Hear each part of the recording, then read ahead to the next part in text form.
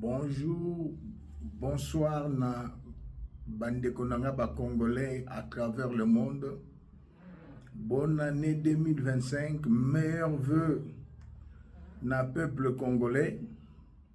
Nzambe na bolingo, asali yo ngolu, asali ngai ngolu, asali mabota na biso ngolu. Tomoni 2025. Bandeko mosusu babungisi ba être cher na mabota na bango, mes très sincères condoléances. Na moment où bandeko mosusu bazali ko fêter, bandeko mosusu bazolela baoya bango baza na matanga. Na moment où bandeko mosusu bazo fêter, baoya biso ba vaillant héros, ba héros vivants, FARDC, bango wana na front, bazo kimisa M23. Bandeko na biso ba wazalendo, ba vaillant héros, bango wana bazo beta ba M23. Na ba oyo ya nanga AFC. Metango na bitumba wana ba AFC ba M23 soki basali un petit pas kaka yo congolaise, yo congolais oleki na réseaux sociaux ozoloba n'importe quoi parce que tu n'as pas l'esprit à patriotisme. Lelo est le 2 janvier 2025, mais hier le 1er janvier 2025, ba vaillant héros, ba wazalendo na bandeko na biso ba vaillant héros FARDC, ba pesi biso un cadeau qui bumba, ba récupérer yango, olobite, o vandi kimia. Mais yebaka ete, na este, tozo beta bango se ko beta. Longoni na commandant suprême ya armée Félix Antoine Tshisekedi. Ya yo bonne année, ya yo meilleurs vœux na molongani na yo na bana na bino. Na bandeko nyonso na pesi bino bonne année 2025. Prophétie na lobaki na 2024 na eko loba susu lelo. On n'attendra plus parler de la guerre à l'est de la RDC. Les M23 que vous voyez, vous ne le verrez plus jamais en 2025. Ça, c'est une prophétie qui marche et qui va se réaliser. Pour quelle raison? Je suis un prophète surnaturel. Je ne suis pas un prophète majeur ou mineur. Non, un prophète surnaturel. Oyo molimo santo azo kamba o nazo ka mungongo ya Elohim El Shaddai. Bandeko na ngai nazane sengo. Lobi ba boazalendo ba pesi biso cadeau ba récupérer Kibumba, ba récupérer ba cité kuna ntere benga mi ba localité mususu na ba village mususu benga ba cité baza ko récupérer. M23 sali mokanda na bato ya nanga balobi batikela bango couloir ba se retirer. Kuna bazosa la pression na président Félix Antoine Tshisekedi, héros national, héros vivant, alobi jamais. Na epsaki bino oya batela ki président Félix na premier mandat, yé pas zo batele na deuxième mandat. Je suis un prophète surnaturel. Je ne suis pas un apôtre qui n'a pas les dons de prophétie pour rencontrer des bêtises comme Roland Dalo. Non. Dans l'église, il n'y avait pas le ministère prophétique. Alors, chaque chose a un début, comme dit la parole de Dieu, et chaque chose a une fin. Tokomi na Souka, Yabitumba, ya M23, AFC, Naba e nyonso banguna ya Congo. Bao bakanisa ki te bitumbane kosila te. Année oyo, on n'attendra plus parler de la M23. On de M23, AFC, groupe nyonso, paya boko kima, la prophétie marche. Et notre bien-aimé président de la République, Azali, un don de Dieu. que le Seigneur a envoyé pour libérer la RDC. Na joug ya munguna na bitumba oyo esali 30 ans 94 en 2020 à 2024 30 ans nzamba pona Félix Antoine Tshisekedi. Je suis un prophète surnaturel, j'insiste, messager de Jésus-Christ. Et quel est mon message? L'œuvre de la croix, une ordonnance divine qui nous fait toujours triompher, même sans notre approbation. Conformément aux Écritures saintes, l'Apocalypse 12, 11, nous l'avons vaincu, c'est-à-dire le diable, à cause du sang de l'agneau et à cause de la parole de notre témoignage. Un prophète, un ministère prophétique doit avoir un message. Il y a des prophètes, il y a dons et la prophétie, c'est différent. Il y a des prophètes qui ont il a seulement les dons de prophétie. Mais il n'y a pas un prophète messager. Je suis un prophète messager. On n'attendra plus parler. Oh Yahweh, merci. Nabitumba kuna na est na 2024 25 tous en abino. Qui vivra verra. Wait and see. Total nan ndenge to récupérer Kibumba. Oh ngai za la tiko tak boye bien. Ezana ma solo ya simanda kute. To récupérer Kibumba chete mbomoni yango yo. Kibumba tombe Yango yo. Bana mai bakoti terrain. Waza. Merci général Chico. Bango wana. Bino bat bojara tembe na FARDC. L'armée la plus puissante d'Afrique. Oboyo sali mukili na yo. Yoka bana mai ne ba opasula kuna. Wazalendo FARDC ensemble. Merci président Félix Tshisekedi pour la montée en puissance ya armée na biso. Kibumba tombe. Yo ya oloba o mususu olingo oloba ni. Kibumba tombe. Oh, panzambuma kuna mbumezo betama. Yeah. Bravo FARDC. Oui, longa victoire. FARDC azolonga bakangi munoko. Babotoli territoire nde bayaka koloba. Ba jaloux. Tolonga banguna miteme ezoka. Bokende liboso FARDC. Oyo eza ba œuvre ya Fachi Beton tala ndenga tomboli armée. Rwanda makasi ezalaki ba occidentaux ba na simane ba lâché tande ba mokima. Donc tous sabino que ba RDF ba kufi en cascade ba kimi ya kokima. Tobotoli aya, merci, c'est confirmé. C'est confirmé. Boende zalaga. Détermination ya sika. Bana mboka, bokende liboso. Nzamba na bino, totika bino déjà na maboko nzambe. Banguna baolela. Félix Alobaki a récupéré territoire guerre kozala sous tête kolobela sous likambo guerre te.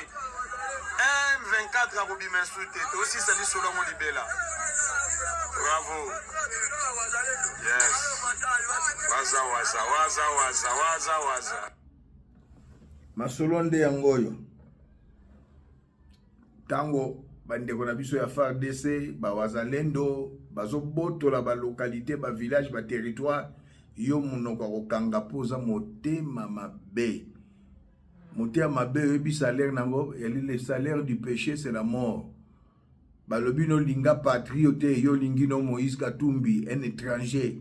Linga ekolo na yo te oke linga na yo les Rwandais touti immigrés clandestins à côté na Congo pour la première fois de sa vie na 1997. Joseph Kabila ya wapi Hippolyte Kanambe Rwandais touti de père et de mère. Mama Nazawa, yo somona mama ya Ipechoyo Joseph Kabila, somona mama ya Pechoyo Soriano, aza deux fois, bisexuel en bon français, aza na mwasi, payé pe aza mwasi, Joseph Kabila bisexuel, Vital Kamerhe bisexuel. Bokomisi yango secte moko boye. Boya kosaka batu boko sambwa epesi bo sambwe. Vital Kamerhe, tu ne seras jamais chef de l'État en RDC. Un étranger outu rwandais. Okotika la cause la président na mboka na biso te Vital Kamerhe. Ndoto ya bababa RDC yangwana. Aujourd'hui c'est le 2 janvier, deuxième jour, il y a 2025. Tozui cadeau bandeko na biso a FARDC ba pesi biso. En d'autres termes, cadeau outi na président Félix Antoine Tshisekedi, commandant suprême ya FARDC. Longoni a tozui cadeau na yo. Attaque sans recul. Babandi ko pakata. Bayaki na ba missile moyen hélicoptère matate. Bayaki na ba missile moyen ba avion matate. Tobeteli ba moshita sima. Nyo seze ya koloba na réseaux sociaux te. Mundela loba toute la vérité n'est pas bonne à dire. To contourner bango ba sambwe. Kagame azolela. Kagame aboye ko na mboko yo Luanda. Bo vovi, bo lobby n'importe quoi. T'as les chiens aboient, la caravane passe. Président Fathi, le plus grand stratège des présidents africains que l'Afrique a connu. Le plus grand stratège des présidents africains que l'Afrique a connu, c'est le président Félix Antoine Tshisekedi. Respect, mon président. Peu Bamboula, Nzamba Bakisela yo. Tozali toujours à genoux. Kati nako kila, kati nako bondela, nzamba batela yo, abatela molonga na yo, abatela libota na yo, abakisela yo ba stratégie, sagesse, utaka na Saint-Esprit, l'esprit de sagesse, l'esprit d'intelligence, l'esprit de force, et bakisama ya mingi na ane oyasika. Bolo ba susut. Tozo botola ba localité, tozo botola. Tulanda ndeko. Bunagana babandi mbangu. Babandi ko se retirer o wale ko lia mbongo na Bunagana. Babandi ko kima mbangu. Tolanda ngeza pièce contre pièce. Ngeza na masolo pamba te. Masolo pamba te ngana ya bino masolo pamba te pièce contre pièce. Babandi ko kima na Bunagana. Bolo balisusu. Dans le M23. M23 va déserter. D'après des sources à Bunagana, plusieurs membres de l'administration sous contrôle des forces rwandaises de défense, RDF, et d'autres officiers ont disparu depuis le 26 décembre 2024. Ces défections sont liées à une fuite de leur position au sein du M23 et ces personnes se dirigent vers une destination indéterminée, laissant planer des doutes sur la solidité de ce groupe armé. Parmi les disparus figure le colonel Patient Mugisha, responsable de la ville de Bunagana, ainsi que M. Ngenzi, un autre dirigeant, et leur receveur à la douane, sans oublier la caissière Adolphine. Ces individus ont pris la fuite le jeudi 26 décembre 2024, emportant avec eux une importante somme d'argent. Cette situation révèle une crise de confiance croissante au sein du mouvement rwandais-ougandais. Il semble qu'ils aient été alertés par les avancées rapides des forces armées de la République démocratique du Congo, FARDC, et des Wazalendo, ainsi que par le manque d'effectifs des RDF. De plus, plusieurs troupes rwandaises envoyées en renfort sont actuellement immobilisées, les sorties étant bloquées par les forces FARDC et Wazalendo. Cette fuite est perçue comme une mesure de précaution face à une éventuelle incursion soudaine des FARDC et Wazalendo. Les membres du M23 semblent avoir compris que le règne des RDF dans la région est en péril, ce qui les a poussés à fuir avant que leurs supérieurs ne viennent profiter de leur implication. Depuis que les FARDC ont levé le cessez-le-feu, une atmosphère de peur s'est installée au sein du M23. Les autorités civiles du sud de Lubero commencent à quitter la région de crainte d'être capturées par les Wazalendo qui encerclent plusieurs localités, notamment Kanyabayonga. De plus, il a été signalé que les offensives annoncées par les RDF pour menacer Goma, prévues juste avant le Nouvel An, n'ont pas eu lieu en raison de la présence renforcée des troupes congolaises. Ce constat a conduit à la réalisation que cette stratégie était suicidaire et cette option a finalement été abandonnée.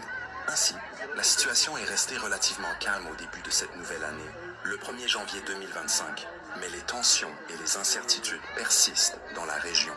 Le M23, ou Mouvement du 23 mars, est un groupe rebelle actif dans l'est de la République démocratique du Congo. créé en 2012 par d'anciens membres du Congrès national pour la défense, du peuple, CNDP. Un autre groupe rebelle, le M23, a été accusé de multiples violations des droits de l'homme, notamment des massacres, des viols et des recrutements forcés d'enfants soldats. Le groupe Akomo kima na Bunagana. Bakomi ko kima na Bunagana. Congolais baboto na Bunagana, Ghana, Bunagana, Buna. Lelo bakomi ko kima. Chaque chose a un début. Chaque chose a une fin. Félix Antoine Tshisekedi, un héros vivant, un choix de Dieu. Ils ont gagné la bataille, mais pas le combat. Sur Robusto Baniko, récupérer ma belle nabiso. L'hélicoptère Yangwane Mati, l'avion Yangwane Mati, Bolo Balisusu. Bolo Balisusu. Au Tché, prophète surnaturel PH. Pour na verbe, na iboloba. Ngeza la gak. Tiko tak maloba pe msala. Nayaka pamba te yangoyo. Tolanda sikoyo lettre oyo analyse kitoko ndekwa sali. M23 comme lettre batike le couloir abima. Ah yeso yo Bosaka naka. Bolanda une lettre qui circule dans les réseaux sociaux. Willingoma, bon, en fait, les M23, l'AFC et les RDF, UPDF, Basengi, le gouvernement congolais, a tiqué la bango couloir de sortie. Bango ba tiqué na bango bitumba, mais ba tiqué la bisonzela ya bisoko bima. Tolingito bima soit dans nzela ya Uganda, soit dans nzela ya Rwanda, mais gouvernement a tiqué la biso bitumba. Ce qui peut gouvernement a lingi, biso ba M23, topé ça y est liste. Il y a des soyo ba financer qui M23 parmi ba autorité en mboka na ba pays mosusu e soutenir ki biso na bitumba toza prêt ya kopesa biso ba kopesa liste wana ya batu nyonso mais batike la biso nzela to bima na kimia sima na biso tango to kobanda ko kende ba attaquer biso te. La question qu'il faut savoir, est-ce que c'est une vraie lettre? Ça peut être une lettre vraie mais utilisée pour la manipulation.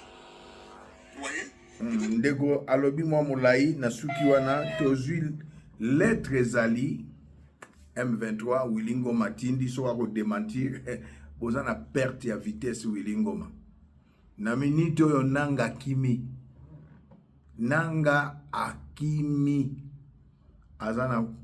aza su na Congo te akimi na talisaka bino video ya bisi ya Bertram. So Bertrand on a bisi moi mbangu tout la mwisi wazaza. Pour le Congo ezali un et indivisible.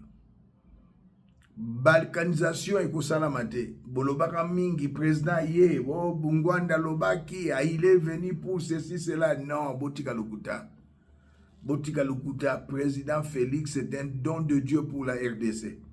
Le Seigneur de gloire l'a suscité, nenga tombolaka Moïse ya Bible.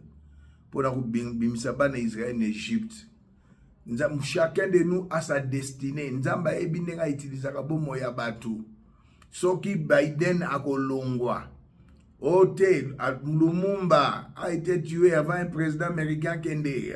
Laurent Désiré Kabila a été tué. Bon Joseph Kabila non a été pour l'année. Président na biso muta bako bomete. A aussi sa deuxième mandat na ye. Peto koti na 2025. Et si ka commission ezo salama pour le changement de la constitution. Boti kamite mama be. Li foot ya mute mama be zagaliwa. Oka osala ba stress, obeli ba tension, mbememeli yo diabète, ko kufi. Boti kamite mama be. Le banzambe lobi ne touchez pas mes ouins. Eza nzambe ne mutalobi. Tanga Romains chapitre 13 lobi na bino nini. Les magistrats, c'est un serviteur de Dieu.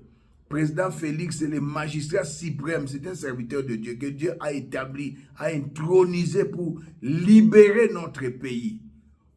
Donc, bueno, babiloko na bino pamba warate. Wazalendo na terrain na bandeko na biso ya FARDC longoni ya bapesi biso cadeau kibumba to récupérer. Tota susu mboka musu to récupérer. Yangeza masloba pe misala, ezala monteke oh ceci, cela, te. Lufu, eza ya lufu ya ba Congo te. lufu wana tozoloba ezali na kuna na este récupérer encore deux fois te ba technique ezala ba kokoso na yango mais okolakisa bima totala bino RDC a récupéré sous cité mosusu yango oyo bakoti bakoti lufu yango oyo Église catholique yango yango wana bakoti lufu yango centre lufu yango lufu ya bakongo te kuna na este bakoti FARDC na wazalendo bazo botola congolais yango wana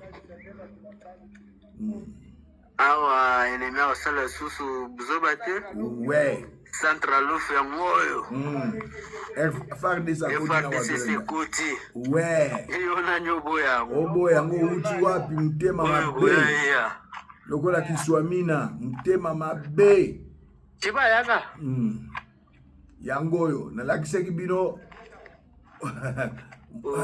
territoire babuto récupéré au centre ya lufu boloba lisusu kibumba nalakisaki bino awa toza na kati ya awa tokochi lofango voilà ndeko na nga babiloko ezebele bato wana bakufi na modèle moko monike soki nalobi natya bibembe video ya babibembe awa bakanga chaîne na ngai ya YouTube bakufi kokufa matanga eza na Rwanda. Paul Kagame ayebi lisusu te mayele suki le banzambe lobi maudit soit l'homme qui se confie à l'homme, heureux celui qui se confie à Dieu. Paul Kagame suki eliki anezalaki na batu mais biso peuple congolais eliki na biso zali na Elohim, le Seigneur de gloire, Christ et Jésus, notre rédempteur, le Saint d'Israël, le Dieu de toute la terre. Apesi biso o Yaponi. Apona ye avant libuma mama na ye président Félix Antoine Tshisekedi. Tobandi ko récupérer. Mais Koumisa Nzambe, féliciter président Félix, le commandant suprême, féliciter Wazalendo, bandeko na bisa FARDC, pesa bango longonia te mutema mabe.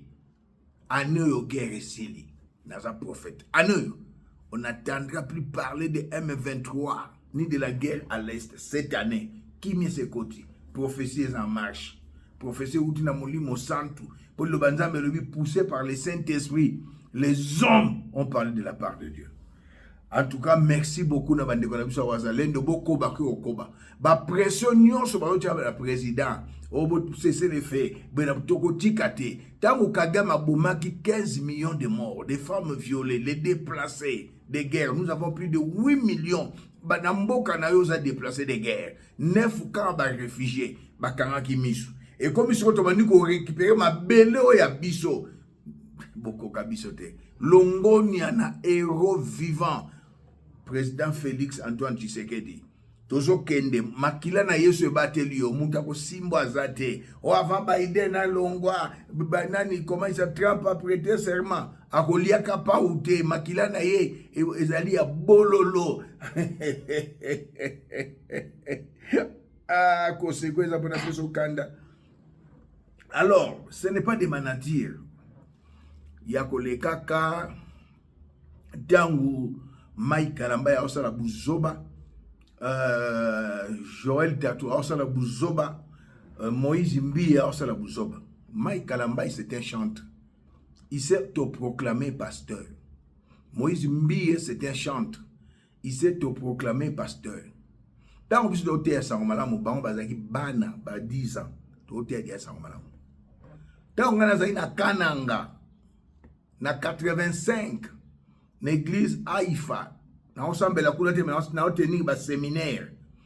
Ils ont un quartier hôpital na Kananga. L'église il y a servante de Dieu Maman Tumba, Shaumba, paix à son esprit. Tout l'hôtel na 84-85, bozala quitté. Nous avons plus de 40 ans à ministère. Bino bozana ba âge na bino. Mais bozo fingi sa kombo ya Yesu. L'église des réveils, bozo banga Mike Kalambai. bozobanga Joël Tatu, bozobanga susu mwana nani Moïse Mbie, non. Le patriarche Emmanuel Mbie, oui, papa, comment on dit que là-bas dans l'église, ce n'est pas la volonté de Dieu. L'un de on a 3 grands patriarches. Papa, il dit Nabala. Toi, na papa, il y a église. Kuna la borne, Vernon, avant Koufa, atikela moi c'est une église, a Koufa atikela moi né à moi c'était, atikela un pasteur. Tomoni un grand homme de Dieu dans Lubumbashi, Kiluba. Atikela pas l'année biologique était, atikela ba année spirituelle. Mais ça fait honte aujourd'hui, ba parasite, ba chantre, ba yé o na comme pasteur. Parmi vous, Moïse Mbie, Mike Kalambay, tous les chantres, je vais tenir une croisade, une campagne d'évangélisation des stades des martyrs.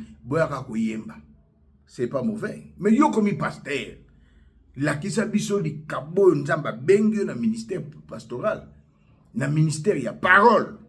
Les loyo oyo Mike Kalambay ozo salisa soni. Liboso oke obali moi aux États-Unis, buzobeleki olobite. Mon fils, moi si je suis allé au lobby. Mais Dakumuda, Dieu a fait grâce. Tobenga musicien profane. J'ai passé plus de 20 ans à Lemba dans le ministère de l'église.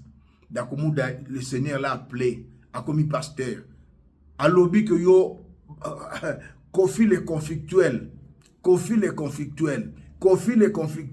A bengi pour Sambisa yo nazaliawa. To préparer concert na musicien moko a passé yo. De son vivant, il y a Mike Kalambay, Olobaki Makamba, il y a vivant, il y a un pasteur Dakumuda. À Koufi, non, nous sommes des Africains. N'oubliez pas. Même la parole de Dieu nous dit, la nature ne vous enseigne pas. Nous sommes des Africains. Te, Obano, les église, cher, pour commander Moïse Mbie, Naba Joël Tatu, Binomisa Trio Wana, Nayo Mike Kalambay, devant la chair, Moutalongue n'a pas naïe. Aïe pas yo kalensi dit l'Éternel. Azali t'as problème naïe. La parole de Dieu qu'on consoler, qu'on fortifier, qu'on édifier était. Obandi nzambe. Mais Mike Kalambay, une seule question. Oyembela kanzambe na martyr. Mutabanda martyr c'est la chef Coutinho Fernando, mon père spirituel. Na 2009 na teya na martyr. Le 31 décembre. Batu bakufatin. Le général Sonic a foutu à na martyr, batu bakufate. Apôtre Mbi a été na martyr, batu bakufate. Béni un des grands hommes de Dieu que le Seigneur a élevé, a na martyr, batu bakufate. Yo te na martyr, batu bakufi. Mais image ezali, olekisi, monsieur Werason, un musicien profane, à le but nini. Image ezali, nana tina koleksamote Mike Kalambay, mon fils, mon enfant, bata Joël Tatoza mwana. Poyoza mwana. Il y a pasteur ou tout ça, bêtise. Il y a Philadelphie. Moïse Mbie quand vous êtes au yoza ozana kilote. Mike Kalambay oleki olobi jouer à son est vivant au kufa pesiko de. Poyo ozoni kaso mutakufa yo kolega. Ouera za vivant au kufa te. Alobi nandimi maintenant au komi na cour de grand. Ba image ça. Yebisa peuple congolais, yebisa ma chrétien particulièrement. Quel est ce cours de grand yokomi? Quel Dieu ce cours de grand? Mike. Na Gabon ba yebiote comme ministre de Dieu. Na Brazzaville ba yebiote. Quel est ce cours de grand oyo werason na lobaki nandimi okomi na cours de grand? Pe na mona ki nganga oyo batu ba lobaka n'importe quoi. Ce qui n'a ni mort. Je cru qu'elle ambie comme Seigneur et Sauveur. Na mon côté au théâtre. Et rien. Maintenant tu parles de Mouta Koufi au Sambanaye. La culture bantou. Nature bantou. Et ça n'a gâté. Banganzambe. Zongelanzambe. Bobiman évangile. Bosala ba mélange. Mike Kalambay vous en a gâté un mélange. Je suis un prophète surnaturel. Moïse Mbie vous en a gâté un mélange. Joël Tatu. Au salaki église na mboko yo ango nini Lubumbashi Okiba mélange bozo mélanger évangile na diable botika bozo fingi biso ba vrai serviteur de Dieu. Moi je suis un serviteur de Dieu, je vis dans la chasteté, je n'ai jamais souillé mon lit conjugal, jamais une seule femme, je n'ai jamais souillé mon lit conjugal.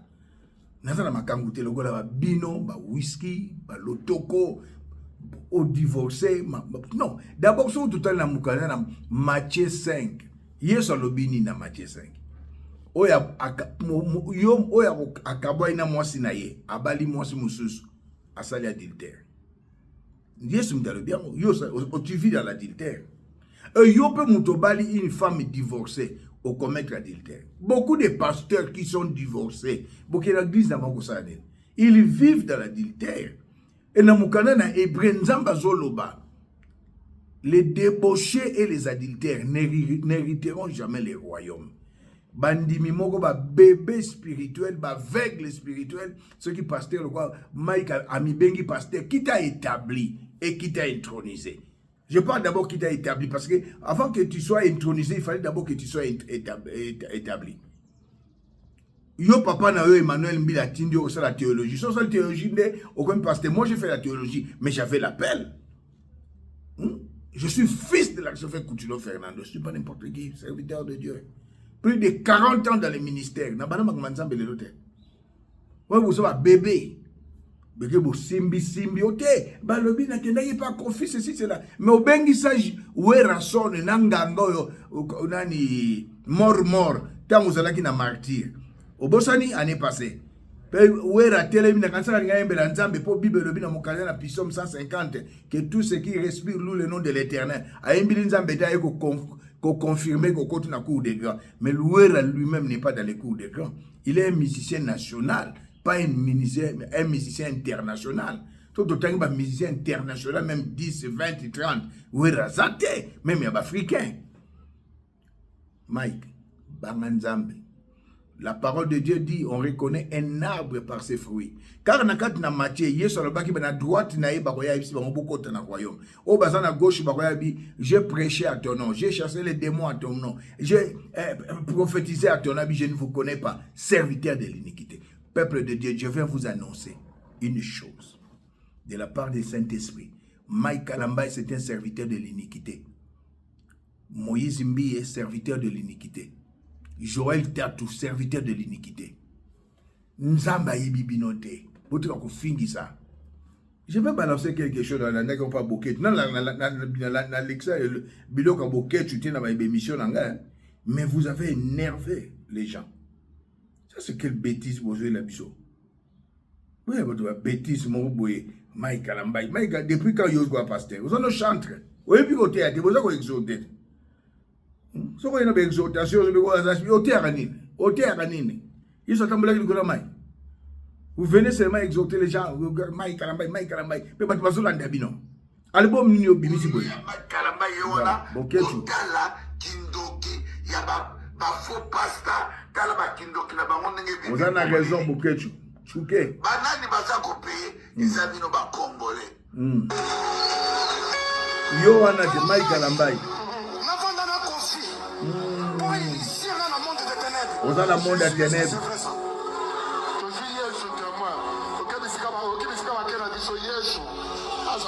C'était la nuit ou la journée. Jusqu'à me passer de Kumuda au téléphone. Ça s'est fait quand et quel jour? Il a passé même pas de Kumuda. Et Salamaki m'a connu. Ma papa aussi peut répondre de son papa. C'est Salamaki le Bikaka. Bololo ya Makalamba Yoana. Botala kindoki ya ba faux pasta tala ba kindoki na bango ndenge bimi problème. Boketu alobi bien ba faux pasta ba vrai nde biso ba we. Boketu alobi ba faux pasta ba monde ba Mike Kalambay, ba Joël Tatou. Ba ensuite bazalaki avant bino hein, ba prophète, ba apôtre, je ne vais pas citer les noms parce que si batika biso basambisa ka mowete na culture na biso bantu. Ba kanga ba fikini wana balandana moko bakenda botika biloko na botika kusimba Yesu ne pambola. Pe bozana bino na rien. Tout le monde n'a vérité, bon na rien. Osana na ko lia, na ko mela, na parler, c'est fini. Bozana bino na rien. Bobang sabatu te na masolo ya mpata. Biso ngana yemi masolo ya mpata. Bino boye masolo ya mpata. Donc c'est regrettable Mike Kalamba yona ba bloko mo. Boyeli batmaka moi sinon on a bala ki peniel. D'abord faire un mauvais choix. Osana Saint-Esprit qui a fait un mauvais choix que bala moi sinon comme pour makamba belé na kota la détail. Faire un mauvais choix. À ton âge divorcé, tu vis dans l'adultère et dans l'impudicité, dans la débauche, Mike Kalamba. Quand on insulté le corps du Christ, c'était beaucoup de merci pour le faux pasteur, vrai de babisoy. Je n'ai pas mené vie à chasteté. Nana moi Simoko. 28 ans en mariage, je n'ai jamais trompé ma femme. Mon lit conjugal n'a jamais été souillé. Na kino na web sabino bloko ba mingite. Bo rappela ka bana nzambe soute bientôt Jésus revient. Bo lo bango soute. Boter soute vie à sanctification. La parole de Dieu dit cherchez la paix avec tous et la sanctification sans laquelle personne ne verra Dieu. Et kobo na bana ba pasteur ba deuxième femme. Hein? Bana ba pasteur bazote na kindumba mawa mingi. Wazalendo, FARDC et le commandant suprême bapesi biso cadeau ya bonne année. Kibumba et to récupérer yango na ba biloko ba territoire mususu na ba localité mususu. On n'attendra plus parler. Je le déclare et décrète au nom de Jésus de la guerre à l'est. La RDC est un et indivisible. Bolobaki bo fêter bonne année na Goma. Il y a 6 mois passés, dans le baki que Goma ne tombera pas. On reconnaît un prophète quand il prédit et la chose s'accomplit. Bonne année, meilleur vœu d'un peuple congolais. Nabande Gonyonso, tozali ko récupérer oya biso mabele. Yope libala na yo ozo récupérer ango na mbula oyo. Musala na yo ozo récupérer ango na mbula oyo. Santé na yo. Au cancer, au tumeur de cerveau, au épilepsie, au sida, au comment encore, au belakaso qui tension. Ils n'ont déclaré que décrété, tu récupères tout ce que tu avais perdu. L'année 2025, c'est l'année de la bonté et de la manifestation de la gloire de Dieu. Demeurez bénis. Les sangs de la nouvelle alliance protègent la RDC, protègent le peuple congolais, protège les Wazalendo, les FARDC, protège le président de la République, son épouse et sa famille. Tokutani Mikolekoya. Merci beaucoup.